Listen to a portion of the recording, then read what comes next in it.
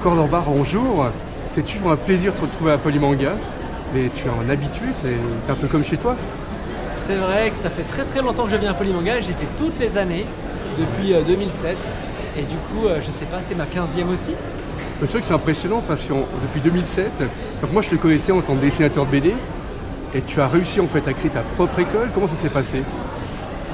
Et ben en fait, quand on est fan de manga, qu'on dessine et qu'on est en école d'art, à mon époque, on était souvent boycotté parce que le dessin manga, ça plaisait pas aux anciens. Et je me suis dit, j'ai plus jamais envie que quelqu'un veuille faire des cours de dessin et soit stigmatisé parce qu'il aimait le manga. Et je me suis dit, mais pourquoi pas enseigner le dessin, mais en spécialisant à l'inverse le manga. Donc à l'inverse de tous les codes qu'il y avait à l'époque. Et j'ai commencé il y a 12 ans. Et du coup, voilà, c'est ça l'idée. Mais c'est ça qui est impressionnant parce qu'en fait, ça fait 15 ans que tu fais Polymanga en même temps. C'est presque en même temps les cours qui ont commencé. Et est-ce que c'était pas dur de dire, bah voilà, moi je vais enseigner en fait ce que toi tu savais, parce que tu viens quand même de la bande dessinée, tu as fait de la BD, et tu dis, ben je vais enseigner mon savoir, alors que tu es un jeune auteur, c'était pas compliqué? C'est vrai que c'était compliqué, mais en fait quand j'ai fini mes études, j'ai créé avec des amis étudiants un atelier où en fait on a prolongé les programmes qu'on avait vus dans l'école d'art, et j'avais déjà un petit peu animé ça. Et moi j'ai toujours eu la fibre avec les jeunes, je faisais des jeunes avec des stages dessin avec des jeunes de banlieue, des choses comme ça, et ça m'a toujours plu. Donc je me suis dit, ben oui, j'étais moi-même jeune professionnel, mais par rapport à des débutants, j'étais quand même beaucoup plus avancé. Donc je pouvais leur enseigner déjà quelque chose.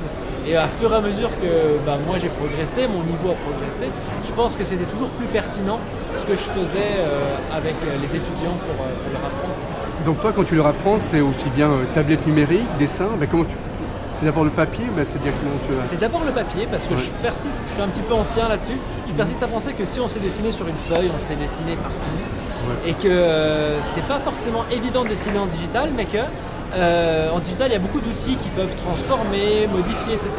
C'est très cool, moi j'utilise beaucoup ça aussi, mais que c'est important de commencer à l'ancienne. Et après, effectivement, si on veut bifurquer sur le digital, on peut. Et toi, tu sais aussi appliquer l'animation, c'est juste ce qui te plaît? L'animation, j'en ai fait un petit peu. C'est pas ma spécialité, parce que moi j'aime vraiment mettre beaucoup de couleurs, beaucoup, un peu illustration, beaucoup de détails. Et on va dire le dynamisme ultra énervé, c'est pas ma spécialité. Après, c'est quelque chose que j'admire énormément chez les dessinateurs qui font l'animation.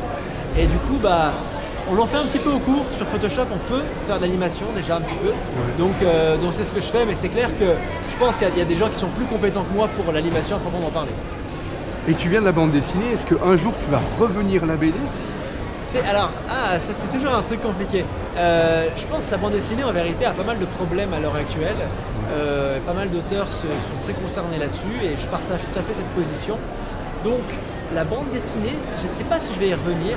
En tout cas, pour le plaisir, faire des pages, c'est quelque chose que je peux continuer à faire. Il y a quelques années, j'avais fait une petite histoire en 20 pages dans le style manga et ça m'avait beaucoup plu, même si c'était pas payé, c'est intéressant quand même. Et après la bande dessinée, je pense que tout ce qui est l'auto-édition, ça a apporté un vent de fraîcheur, mais économiquement, pour beaucoup d'auteurs, ça reste difficile et j'attends de voir vraiment tout ce que ça va donner. C'est gentil, merci beaucoup. Merci beaucoup. I will take you far away.